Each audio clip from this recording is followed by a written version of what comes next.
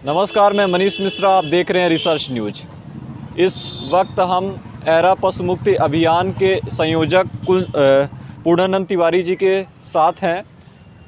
इस एरा पशु मुक्ति अभियान के बैनर तले ये धरना चल रहा है। इसका उद्देश्य है कि जो पूरे रीवा ज़िले में एरा पशुओं की समस्या है उसे ख़त्म की जाए और ऐसी व्यवस्था बनाई जाए जिससे किसानों को एरा पशुओं से निजात मिल सके।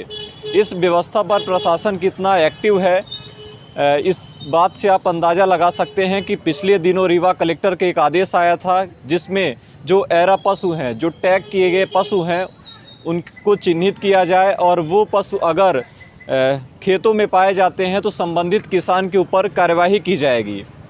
लेकिन वो पोस्ट सिर्फ ट्विटर, फेसबुक, सोशल मीडिया तक ही सीमित रह गया और उसमें पहल नहीं हुई और उसका कुछ असर भी उतना नहीं दिखा जितना दिखना चाहिए। तो हम सीधा पूर्णानंद तिवारी जी से पूछेंगे कि इस अभियान में कैसी सफलता मिल रही है, कैसे लोग जुड़ रहे हैं और क्या लगता है कि प्रशासन क्या हरकत में आएगा इस धरने के बाद, क्या लगता है आपको? जी बिल्कुल, हमारे इस अभियान के साथ गांव-गांव के किसान अपनी सहभागिता कर रहे हैं। आज इसी तारतम्य में हम लोगों का ये जो किसान सत्याग्रह है वो कार्यक्रम कल 26 जनवरी से चालू है। पिछले 30-31 दिसंबर को हमने यहाँ पे किसान संसद लगाई थी और रीवा ज़िले के तमाम किसानों के माध्यम से, कमिश्नर साहब के माध्यम से एक ज्ञापन मुख्यमंत्री के नाम सौंपा था जिसमें हम लोगों ने 25 दिन का समय दिया था। उसके बावजूद यहाँ के प्रशासनिक व्यवस्था में और राजनीतिक व्यवस्था में कोई मुस्तैदी नहीं दिखाई देती है, निरंकुशता दिखाई देती है। एक गैर जिम्मेदारी है कि किसी का ध्यान इस तरफ नहीं जा रहा है। किसान परेशान है, अपनी फसल जो उसको लागत लगाने के बाद भी जितना लगाता है उतना ही बड़ा मुश्किल से मिल पाता है। उसके बावजूद ये जो एरा पशु हैं ये सारी खेती चर लेते हैं। तो पहले तो स्थिति ये थी कि जो लगाता था कम से कम उतना पा जाता था, लेकिन अब तो ये है कि उससे भी माइनस में चला जाता है। तो हम लोगों ने प्रशासन को इस बात से हमेशा अवगत कराया है कि समस्या गंभीर है, किसान परेशान है और किसान के इस समाधान के लिए शासन अपने स्तर पर ज़रूर प्रयास करे। बिल्कुल, ये सत्याग्रह आप लोग कर रहे हैं, सत्य के लिए आग्रह है। अगर हम कहा जाए कि किसानों के लिए, तो कब तक ये चलेगा? ये 30 तारीख तक चलेगा। 30 तारीख। क्या कहेंगे, कैसे ये समस्या कैसे दूर हो सकती, कोई विजन है आपके पास?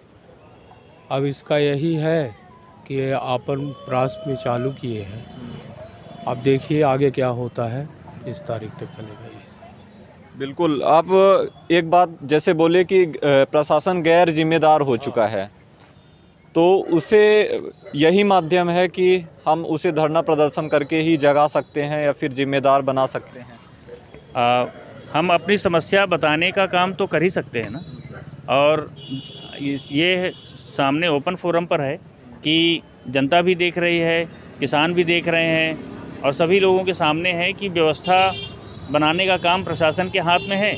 समस्या जनता की है, किसानों की है। तो यही एक माध्यम है कि अपनी बात कही जा सकती है और उसके लिए यह देखा जा सकता है कि शासन किस स्तर पर जाकर मदद करता है। पिछले 7-8 साल से ये समस्या है और अब समस्या बहुत गंभीर हो गई है।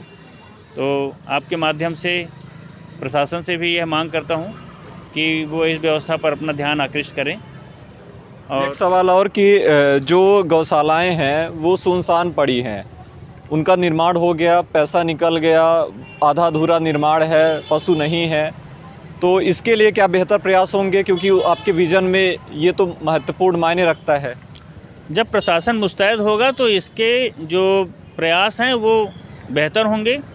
प्रशासनिक अमला जब कभी भी थोड़ा मजबूती से इस काम को देखेगा तो निश्चित तौर पर गंभीरता से इन चीज़ों को लेने के बाद चीज़ों में सुधार आएगा। जब तक प्रशासन अपने स्तर पर मुस्तैदी नहीं बढ़ाएगा तब तक इसमें कोई गंभीरता नहीं आनी।